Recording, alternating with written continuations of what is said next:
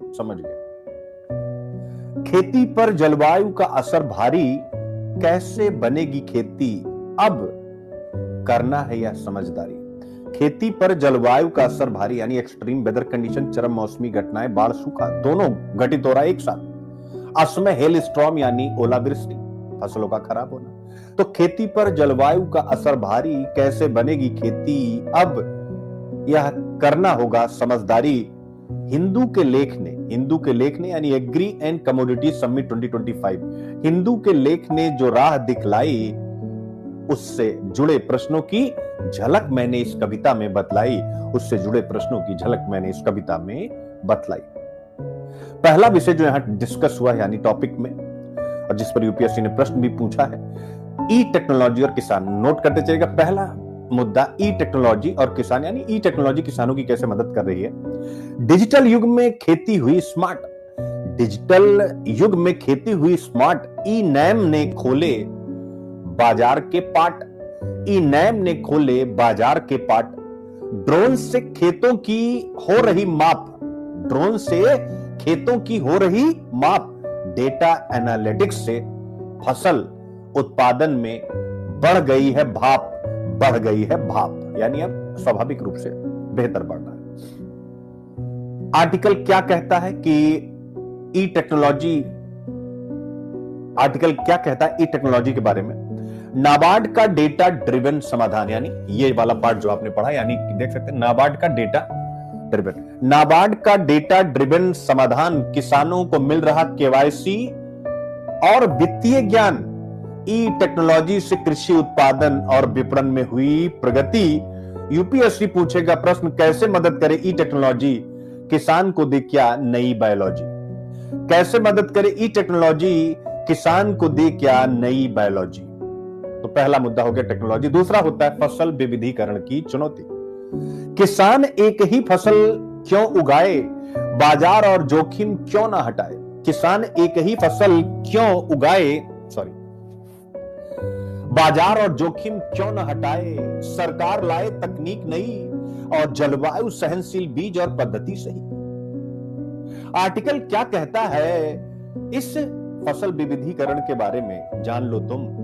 बाढ़ सहनशील और सूखा प्रूफ बीज, आईसीएआर की मेहनत दे रहा भविष्य का तीर। फसल विविधीकरण से होगी खेती स्थिर, तीर एंड स्थिर। यूपीएससी पूछेगा प्रश्न, फसल वही हर बार उगाई, खतरा क्या है क्यों चिंता बढ़ाई।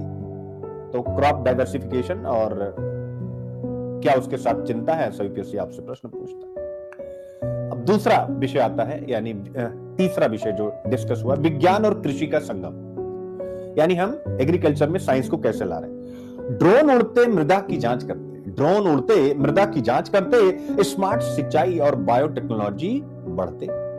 वैज्ञानिक बीज और एआई की तकनीक खेती को दे रही नई ऊर्जा। वैज्ञानिक बीज और एआई की तकनीक खेती को दे रही नई ऊर्जा की सीख, तकनीक और सीख। आर्टिकल इस बारे में क्या कहता है, ड्रोन और सोलर पंप से खेतों में क्रांति, शोध और नवाचार से जलवायु स्मार्ट खेती में हो रही है एक अगली क्रांति। अब प्रश्न क्या पूछेगा यहां से, खेती में विज्ञान की क्या भूमिका, कैसे बदले कृषि की परिभाषा। चौथा पॉइंट आता है जल प्रबंधन और सूक्ष्म सिंचाई, जिसमें चर्चा में है कि हमें कैसे वाटर मैनेजमेंट करना है एग्रीकल्चर में। हर बूंद की हो अब कदर, जलवायु संकट में बचाएगा यही रहबर। हर बूंद की हो अब कदर, जलवायु संकट में बचाएगा यही रहबर।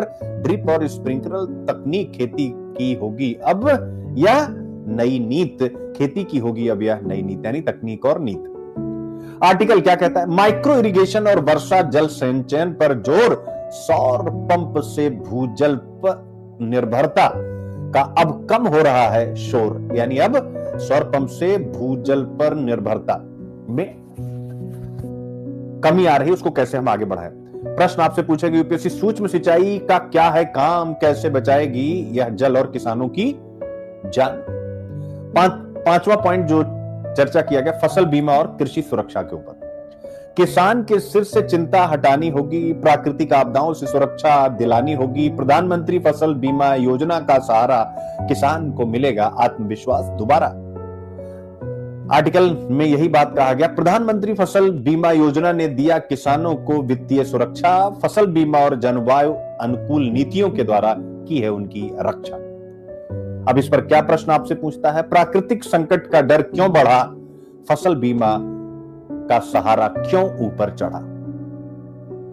छठा जो डिस्कशन हुआ, क्लाइमेट चेंज और स्मार्ट खेती का क्या संबंध है, जलवायु बदले किसान की राह भी, कैसे मिलेगी खेती को नई राह भी, प्राकृतिक खेती जैविक उर्वरक का प्रसार, खेतों में होगा टिकाऊ विकास का आधार। आर्टिकल में प्राकृतिक खेती और ग्रीन टेक्नोलॉजी का बढ़ा प्रचार, सस्टेनेबल खेती से जलवायु संकट का होगा उपचार, प्रचार और उपचार।